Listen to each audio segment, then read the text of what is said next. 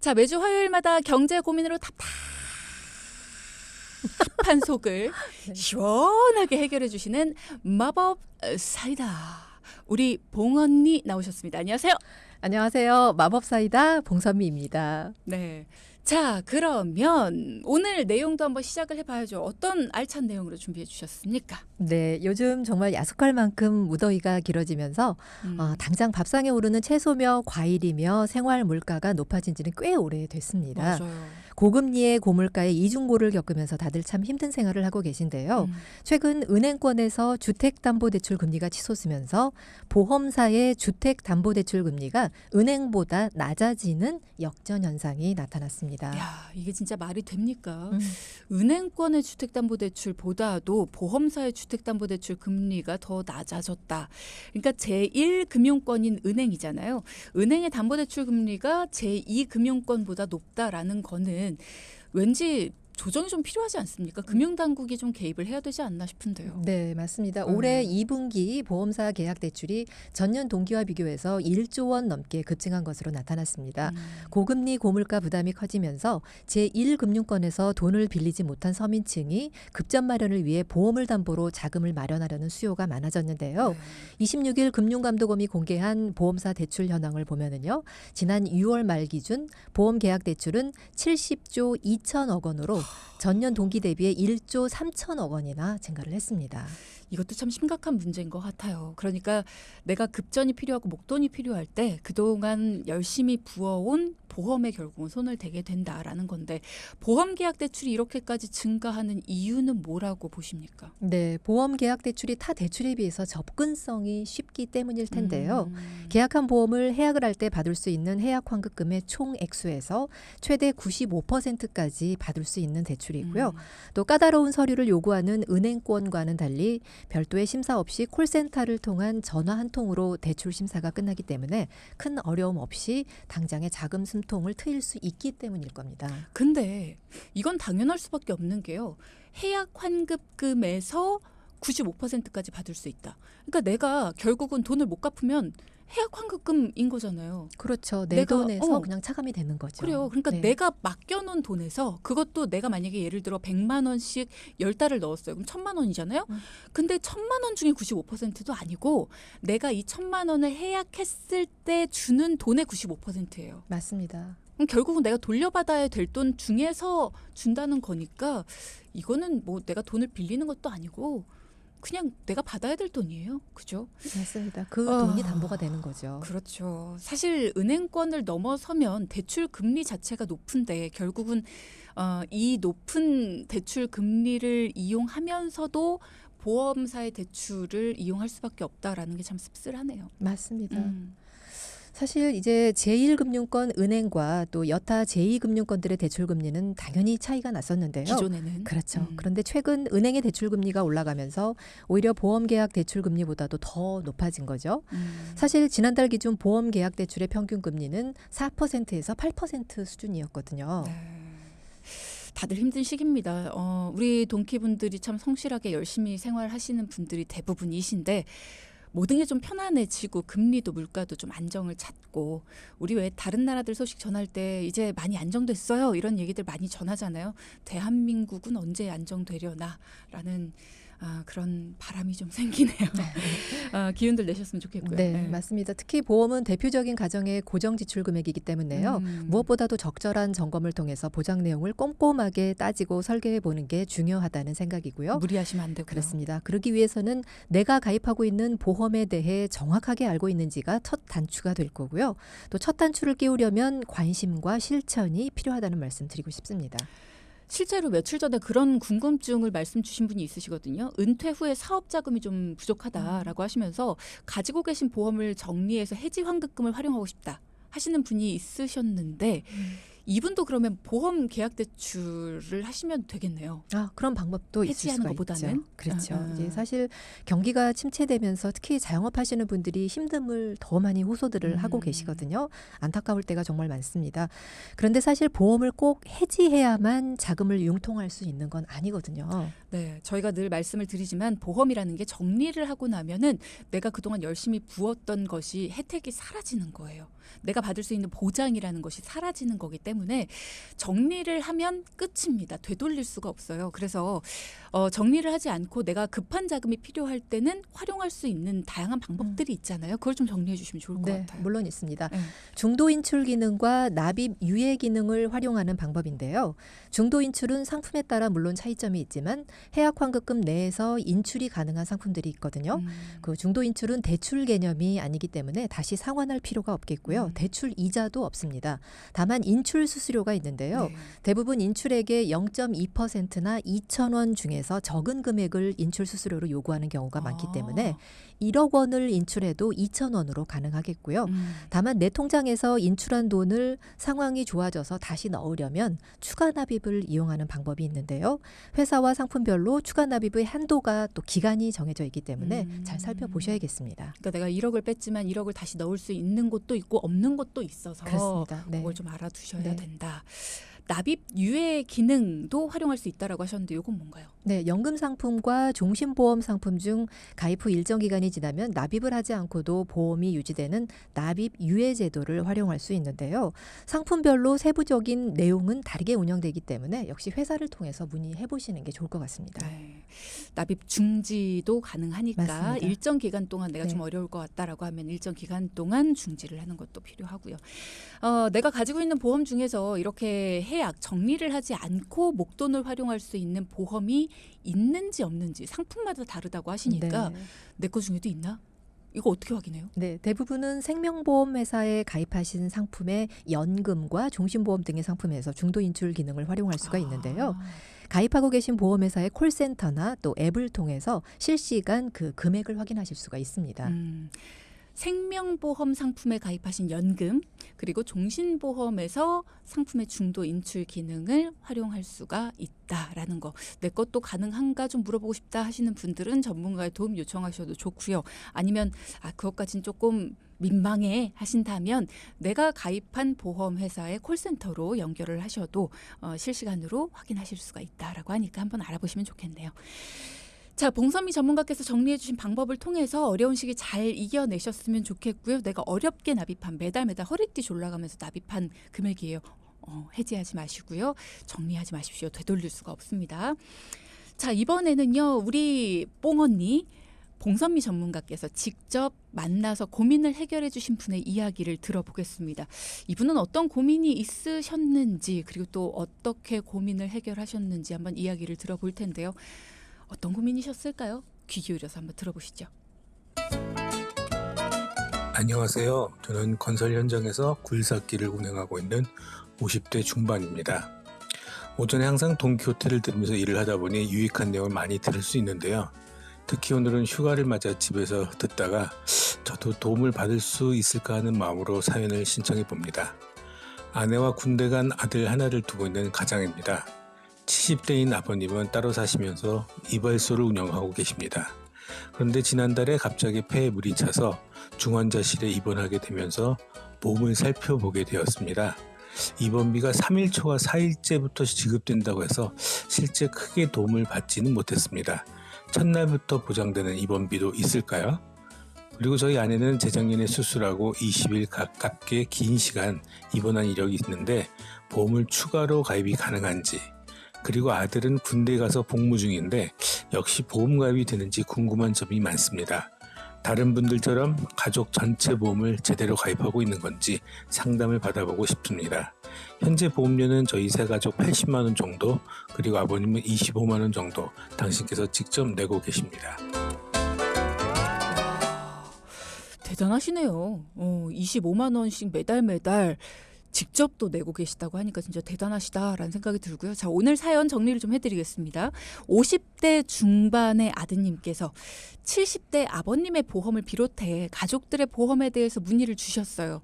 사연을 들어보니까 가족분들이 뭐 수술을 받으신 적도 있고 입원력도 있으시고 보험 내용에 대한 점검이 전체적으로 좀 필요할 것 같다라는 얘기도 해주시면서 새로운 상품 좋은 거 있나요? 하시면서 좀 궁금증도 있으신 것 같아요. 네, 맞습니다.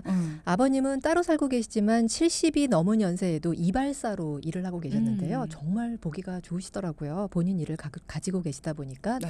또 시간적인 여유도 있으시고 경제적인 여유도 있으시고 또 사연자분은 건설 현장에서 포크레인을 운행하시면서 일을 하고 계셨고요. 아내분도 어린이집에서 파트타임으로 보육교사로 또 일을 하고 계셨습니다. 열심히 사시네요. 다들. 열심히 사시더라고요. 네. 또 군대 간 아드님은 내년 2월 제대를 앞두고 있었는데요. 네 가족이 모두 성실하게 살고 계신 분들이셨고요. 더군다나 또 아드님 같은 경우는 군대에서도 보험료를 본인이 또 불입을 하고 계시더라고요. 아주 착실하게. 그래서 오늘 우리 제가- 오프닝이랑은 좀 다른데? 우리 오프닝 내용이 네. 위로 아래로 네. 위로 부모님 부양하고 아래로 자녀들한테 지원하고 이러느라고 참 힘든 5, 60대 그 부모 아. 세대에 대해서 얘기를 했거든요. 정말 그건 와. 맞는 얘기고요. 네, 근데 지금 네. 요 사연은 아버님은 아버님이 직접 보험료 내시고 네. 아들은 또 아들이 직접 내고 야 그래서 사실은 돋보이시더라고요. 그러니까 제가 가서 멋있다. 보니까. 네. 그래서 상담을 진행하면서 참 도움을 드리고 싶은 마음이 정말 컸고요. 이렇게 상담을 진행한다고 하니 물론 이제 군대에 계신 아드님은 참석을 못했지만 아버님 또 남편분, 온 가족이. 아내분, 온 가족이 어. 다 이제 한 군데에 모여가지고 음. 상담을 진행을 했는데요. 음. 내 것까지는 괜찮아. 아버님 처음에는 그러시더니 아주 적극적으로 아. 상담에 임하시면서 음. 굉장히 성실하게 내용을 잘 들어주시더라고요. 지금 유튜브를 통해서 채팅창에서도 이미자님 말씀하시는데 역시 우리 애청자님답게 이제 판단을 내리시네요. 80만 원이면 많이 내시네요. 많이 내시죠. 라는 말씀 네. 주셨는데 음. 저희 세 가족이 80만 원 정도를 내고 있고요. 아버님은 25만 원 정도 직접 내고 계십니다. 그러면 지금 네 가족이 105만 원을 내고 계신 그렇죠. 거잖아요. 100만 원 넘는 거죠. 야, 진짜 많이 내십니다. 일단 금액상으로는 문제가 꽤 있어 보이는데 남편분 보험부터 가입 상황을 좀 살펴볼까요? 네, 우선 실손은 단독 실손으로 3만 원 정도 불입 중이셨는데요. 물론 이제 예전에 가입하셨던 실손을 몇 년 전에 전환을 하시면서 전환 실손으로 가지고 계시다 보니까 보험료는 3만 원 정도로 저렴한 거고요. 운전자 보험 5만 원에 건강보험을 또 20만 원 정도 가입을 하고 계셨는데요. 이 건강보험이 사실상 지인을 통해서 가입하신 종신보험이다 보니까 특약으로 구성된 상품으로 뇌혈관 질환과 심혈관 질환의 보장의 범위가 좁은 뇌출혈과 급성 심근경색증으로 가입이 되어 있었고요. 네. 납입 기간은 30년 납입 기간으로 또 결정을 하셨는데 약 8년 정도 불입하고 계셨습니다. 그런데 사실상 이 상품 자체가 이름에서도 아실 수 있는 것처럼 종신보험이다 보니 사망보장 위주로 설계된 보험입니다. 그러다 보니 본인께서 사실상 걱정하시는 건강보험 쪽은 보장의 범위도 좁고 내용도 안타까움이 많았습니다. 지금 보면 운전자 보험 하나 그리고 건강보험 하나 이렇게 갖고 계신다라고 하는 거 보니까 내가 건강보험 속에 사망보장을 넣었어라고 본인은 생각을 하고 계시는 것 같은데 맞습니다. 사실상 이 사망보장이 되는 거에다가 건강특약을 살짝씩 넣은 모양새잖아요. 그렇죠. 그런데 이제 고객분은 이 상품을 종합보험으로 생각을 하고 계시다 보니까 사실 저는 다 돼 있거든요. 이렇게 말씀을 처음에 하시면서 그렇게 시작을 오해하시죠. 하셨거든요. 네. 그렇게 되다 보니 건강에 대한 보장은 굉장히 많이 구멍이 뚫려 있는 상태였네요. 많이 안타깝습니다. 8년이나 납입을 네. 하셨는데.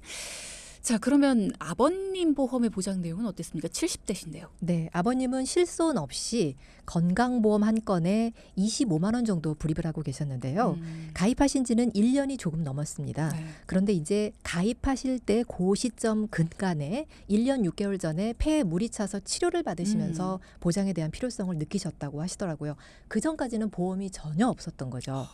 그런데 이제 1년 전쯤 폐에 물이 차서 그 치료 과정을 겪으면서 필요성을 느끼시고 그 이후에 가입을 하시면서 그 속에 암진단금 1,000만 원에 뇌졸중과 급성심근경색증으로 각각 500만 원씩 진단금을 가입을 해 두신 형태셨는데요. 연세가 있으신 데다가 또 폐 치료 후 1년 정도밖에는 시간이 지나지 않은 시점이기 때문에 유병자 상품 중에서도 3일 보험이라고 해서 네. 3개월 안에 추가 진단 유무와 또 1년 안에 수술력만 보는 상품으로 가입을 하셨거든요. 그렇다 보니 보장의 범위는 더 좁고 내용은 적은 비싼 보험으로 가입을 하고 그러네요. 계셨습니다. 3개월하고 1년 안에 그렇습니다. 이제 내용만 조건을 보는 내용이 다른 여타 상품들에 비해서 덜 까다롭다 보니 반대로 보험료는 비싸고 보장의 내용은 적을 수밖에 없었던 거죠. 그러네요. 연세도 많으신 데다가 또 보는 범위조차 좁다 보니까 따지는 범위조차 좁다 보니까 맞습니다. 당연히 비싸겠네요. 왜 이렇게 비싸게 가입을 하셨을까 생각을 했는데 그런 이유가 있었네요. 일단 너무 안타까운 게 70이 넘으신 연세에도 열심히 경제활동하시면서 보험료를 25만 원씩이나 매달 본인이 직접 내고 계셨어요. 이게 1년으로 따지면 300만 원을 납입을 하고 계신 거거든요. 큰 돈이시죠. 네, 그럼요. 근데 보장 내용이 너무 안타깝잖아요. 네. 너무 부족하잖아요. 속상하죠. 자, 그러면 이제 아내분과 군대 간 아드님의 보험도 한번 살펴봐야 될 텐데 이 내용은요. 저희가 잠시 후에 4부에 한번 살펴보도록 하겠습니다. 앞서 3부에서 살펴본 사연에서는요. 보험료를 한 달에 100만 원 넘게 불입 중인 4인 가족이 상담 신청을 하셨습니다. 보장 내용 점검을 해봤더니 네 분 모두가 보장 내용에 구멍이 숭숭 뚫려 있는 그런 상태였습니다. 그래도 우리 봉 언니를 만나서 참 다행이다라는 생각이 들어요. 앞서 아버님과 그리고 이 사연자분 두 분의 보험을 살펴봤는데도 오해를 하고 가입을 하신 내용들이 상당히 많았거든요. 자, 이번엔 아내분의 보험도 한번 살펴보도록 하겠습니다. 어떻게 되어 있었습니까? 네, 아내분은 3년 전 오른손에 방아쇠 수지 수술을 받으시면서 2주 정도 입원력이 있다 보니까요. 간병인 보험에 관심을 가지고 가입을 하셨는데요. 한 7만 원 정도 간병인 상품에 가입들을 하셨더라고요. 그런데 안타깝게도 10년에 한 번씩 보험료가 오르는 갱신형 상품인데다 100세 납을 해야만 했고요. 평생 내야 되는. 그렇습니다. 건강보험은 주로 전화로 가입한 상품에 6만 7천 원, 5만 5천 원, 3만 원 이런 식으로 여러 건이 가입되어 있었지만 이도 역시 전체가 갱신형 상품이다 보니 약 30만 원 정도 불입 중이셨는데요. 당뇨약을 또 오랫동안 드시고 계셔서 실손 가입이 안 된다고 본인이 생각을 하셔서 실손도 없으셨습니다. 그리고 아드님은 상해보험만 한 건을 가입을 하고 계셨는데요. 네. 13만 원에 저축으로 알고 그 상해보험을 불입 중이시라고 하시더라고요. 전체적으로 뭔가 오해를 하고 잘못 가입하신 경우가 맞습니다. 굉장히 많네요. 이번에 이렇게 설명을 해드렸을 때 에? 하신 게 굉장히 많았을 것 깜짝 같아요. 놀라시면서 배신감도 느끼시면서 또 자책도 하시면서 그렇게 상담을 하는 진행 동안에 저도 사실 안타깝더라고요. 그러니까요. 네. 우리가 계속 말씀을 드렸었죠. 보험은 1순위가 실손보험이다. 그러니까 우리가 실제로 쓰는 돈의 일정 부분을 보장받는 실손보험은 우리가 보험에 가입할 사람이라면 반드시 1순위로 가입을 해야 된다라고 얘기를 하는데 당뇨약을 드시더라도 유병자 실손에는 가입이 가능하셨을 텐데 네. 이 부분을 모르고 계셨다니까 참 안타깝고요. 군대 간 아드님의 상해보험도 저축보험일 리가 없는데 상해보험이 저축이 될 리가 없는데 이것도 참 안타깝습니다.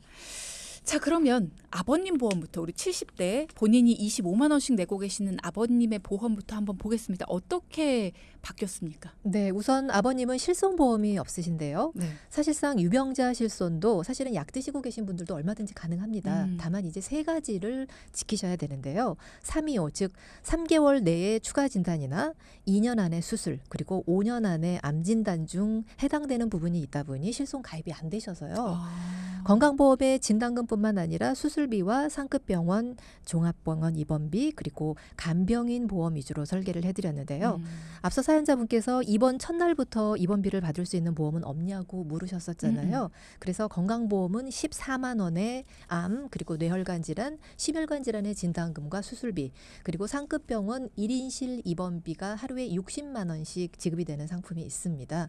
그리고 1인실뿐만이 아니라 2, 3인실 입원비도 하루에 5만 원에서 10만 원까지 입원 첫날부터 지급받으실 수 있게끔 해드렸고요. 중환자실 입원비도 하루에 5만 원씩 지급되도록 안내를 해드렸습니다. 거기에 간병인 보험 8만 원으로 간병인 사용일당 15만 원뿐만 아니라 요양병원에 가셨을 때 하루에 5만 원 그리고 간호간병 통합 서비스도 7만 원씩 지급을 해드렸습니다.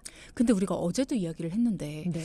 입원비 같은 경우에는 입원비 특약 같은 경우에는 가성비 면에서 굉장히 좋지 않다. 예를 들어서 한 번 입원할 때 뭐 5만 원씩 받는다고 했을 때 그걸 위해서 한 달에 5만 원씩 내야 된다. 그럼 우리가 입원을 한다 치더라도 오랫동안 입원하지 못할 수 있는데 그걸 위해서 5만 원씩 매달 낸다? 이건 가성비상 너무 안 좋다. 가입을 안 하는 게 낫다. 차라리 그 음. 돈으로 맛있는 거 사 드셔라. 네. 이렇게 얘기를 했었거든요. 네, 일반 입원비는 지금 말씀하신 것처럼 가성비가 사실은 떨어집니다. 워낙에 10,000원의 입원비를 받기 위해서 내가 보험료를 10,000원 가까이 내야 된다라고 하면 사실상 입원비 10,000원이 그렇게 중요한 건 아니라고 저희들이 보거든요. 그리고 또 실손으로 보장이 그렇죠, 되니까. 맞습니다. 그런데 이제 지금 안내해드리는 내용은 우리가 사실은 수술을 하게 되면 일반 병원보다는 종합병원이나 상급 종합병원에 가서 수술을 하는 경우가 많지 않습니까? 네. 그럴 때 이제 1인실 병실에서 좀 편안하게 내가 있으면서 하루에 입원비를 60만 원까지 지급을 받을 수 있다라고 하면 그거는 가성비로 계산을 하더라도 보험료 1,000원, 2,000원밖에 안 되거든요. 그리고 아이들 같은 경우는 또 1,000원 미만, 500원, 600원 정도밖에는 또 안 되세요. 아니 근데 상식적으로 이해가 안 되는 게 네네. 우리가 6인실, 4인실 네. 이런 병실은 한 달에 5만 원씩 막 받으면서 네. 입원비 특약이 네. 1인실은 왜 몇천 원밖에 안 해요? 왜냐하면 상급 종합병원이라고 이제 몇 군데 안 협소하게 되는구나. 그렇죠. 아마 제가 알고 있기로 전국에 60군데가 안 되는 걸로 알고 있거든요. 50 몇 군데 이 정도 되는 걸로 알고 그럼 있고 보장을 받을 수 있는 그렇죠. 확률이 크지는 않네요. 크지 않다 보니 그리고 또 이 상품의 특약 자체가 출시된 지가 또 많이 되지 않다 보니 위험의 요율이라든지 이런 부분들도 아직까지는 높아지지 않은 상태다 보니 보험료는 조금 저렴하게 가입을 하실 수가 있는 거고요. 네. 물론 이제 계속해서 이렇게 보험사에서는 60만 원씩 줄 수 없을 거예요. 그러다 보니까 또 조정이 될 거고요. 아직까지는 아무튼 상급 종합병원 1인실에 입원했을 때는 60만 원 그리고 1인실이 또 없을 수도 있지 않습니까? 너무 적네요. 그렇죠. 그럴 때는 또 2, 3인실에 입원을 했을 때도 역시 저렴한 보험료로 1,000원, 2,000원 정도면 또 가능하거든요. 입원비를 5만 원에서 10만 원 정도 이렇게 지급받을 수 있는 내용들이 아직까지는 설계가 가능하기 때문에 그 형태로 안내를 한번 해드렸습니다. 일단은 입원비라는 게 우리가 입원 병실이 1인실은 많지가 않습니다. 2인실부터는 실손에서 보장이 가능하고요. 그렇기 때문에 어제 우리가 말씀드렸던 건 실손에서 보장이 가능한 입원비 특약을 굳이 가입을 할 필요가 있느냐라는 얘기를 해드렸던 거고 2인실, 3인실을 묶어서 따로 특약을 판매를 하는데 이게 1,000원, 2,000원이면 가능하다. 맞습니다. 근데 한 번 입원하는데 하루에 뭐 5만 원에서 10만 원 정도를 보장받을 수 있기 때문에 만약에 입원비 특약이라는 것이 나는 필요하다. 입원 첫날부터 난 보장을 받고 싶다라고 하시고 또 이분처럼 우리 70대 아버님이 실손에 가입을 못 하셨잖아요. 네. 그러니까 이런 경우에 실손이 없는 경우에는 연세가 좀 많으실 때 이제 입원을 하실 가능성이 조금 높아졌다라고 생각이 드실 때에는 2, 3인실 입원비 특약이나 아니면 조금 더 편안하게 계실 수 있는 1인실 입원비 특약 그리고 또 혹시 모를 중환자실 입원 특약 뭐 이런 것들을 가입하실 수 있는 것들이 가성비 높게 구성될 수 있다라는 부분을 설명을 해 주셨어요. 맞습니다. 그리고 이제 입원비 같은 경우에 앞서 이제 가성비 떨어지는 입원비는 모든 병원에 입원했을 때 입원비가 지급되는 내용들은 당연히 보험료가 비쌀 수밖에 없는 거고요. 뭐 중대형 종합병원, 뭐 소형병원 전체를 상관없이 다 포함해서 일반 병원까지 전체를 다 포함된 거고요. 사실은 수술도 마찬가지입니다. 전체 병원의 수술을 포함한 일반 질병 수술비는 보험료가 높거든요. 그런데 이렇게 상급 종합병원 또는 일반 종합병원 여기에서 수술을 받았을 때 지급되는 수술비 보장 특약은 저렴한 보험료로 또 수술 특약을 가져가실 수 있는 방법들도 있거든요. 범위를 협소하게 줄였을 때는 거기에 국한돼서는 보험료를 낮은 보험료로 가져갈 수 있는 부분들이 있기 때문에 적절하게 나의 상황에 맞게끔 설계를 한번 해보신다라고 하면 좋은 팁이 될 수도 있을 것 같습니다. 네. 일단은 나의 선택입니다. 범위는 좁아져요. 그러니까 내가 선택할 수 있는 범위 자체는 좁아집니다. 하지만 금액은 많이 낮출 수 네. 있기 때문에 이 부분이 나는 반드시 필요한데 너무 비싸라고 생각하신다면 이 부분을 한번 고민해 보시는 건 필요할 것 같네요.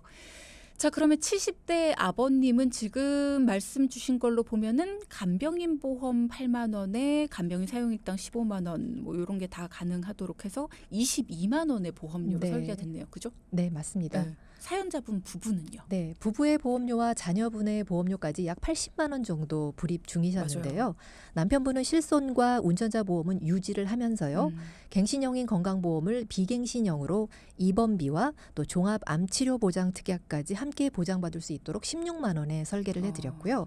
아내분은 유병자 실손으로 3만 원, 유병자 실손이 아내분은 325에 해당되는 항목이 없기 때문에 가능하셨습니다. 그래서 3만 원으로 설계를 해드렸고요. 네. 그리고 건강보험과 역시 없이 암 주요 보장 치료까지 해서 13만 원에 안내를 해드렸습니다. 그리고 군인인 우리 아드님 사실은 상해보험에 적립금이 들어가 있기 때문에 저축으로 오인을 하셨던 거거든요. 네, 물론 이제 군대에 가 있기 때문에 상해 쪽으로 보장이 이루어지면 좋은 점도 있지만 종합 전체 건강보험에도 상해 쪽을 또 더 부각시켜서 할 수가 있거든요. 그래서 아드님도 건강보험으로 9만 원에 설계를 해드렸습니다. 네. 일단은 군대에 있는 자녀분 같은 경우에 적립금을 저축으로 알고 있었다. 이 부분은 확실하게 설명을 드렸고 그러면은 설계를 할 때 직업이 군인으로 설계가 돼요? 우선 이제 내년에 그 제대를 앞두고 있는데요. 일반 사병들 있죠. 네. 사실은 직업 군인이 아닌 일반 사병은 군대에 가기 전 직업으로 설계가 이루어지게끔 돼 있거든요. 학생 뭐 이런 식으로. 그렇습니다. 네, 그래서 또 제대 후 예전 전 직업으로 그대로 돌아갔다라고 하면 직업 배서라든지 이런 것들은 필요 없을 거고 다만 이제 제대 후에 예전과 틀리게 직업이 바뀌셨다면 반드시 또 보험사에 알리면 될 거고요. 그렇죠. 이렇게 해서 사연자분 부부와 사실은 아들의 보험료는 80만 원에서 50만 원으로 사실은 줄어들었거든요. 그리고 그렇게 해서 절약된 30만 원은 계약자와 수익자는 아들 이름으로 피보험자는 아버님으로 해서 5년 단기납 종신보험을 가입을 해서요. 사망에 대한 리스크 커버와 함께 10년 후부터는 혹시나 해약을 하더라도 비과세 혜택을 받을 수가 있겠고요. 또 끝까지 종신보험으로 가져간다면 사망보장이 계속해서 체증이 되는 형태로 상속세액에 포함이 안 되는 상속자산으로도 또 사망보험금을 준비할 수 있는 방법이 있기 때문에 그렇게 안내를 한번 해드렸습니다. 네. 오늘의 포인트 짚어볼까요? 첫째. 네, 그동안에 가성비 대비 높은 보험료로 입원비에 대한 준비를 못하셨다면 상급 종합병원 1인실 또는 종합병원 2, 3인실 입원비를 저렴한 보험료로 설계받으실 수 있습니다. 둘째.